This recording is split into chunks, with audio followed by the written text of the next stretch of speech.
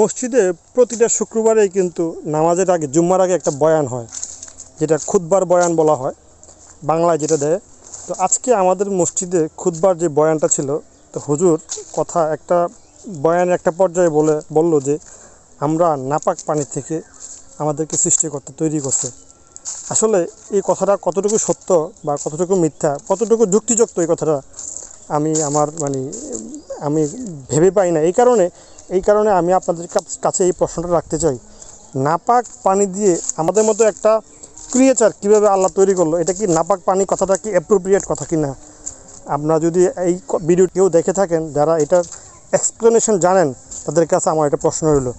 আর পাক নাপাক, আমি যতটুকু জানি পাক নাপাক এই বিষয়টা কোরআনের কোথাও লেখা নেই। এটা লেখা আছে বাইবেল থেকে আসছে, যে বাইবেলেই কিন্তু এই পাক নাপাকের বিষয়ে বিস্তারিত বর্ণনা দেওয়া আছে।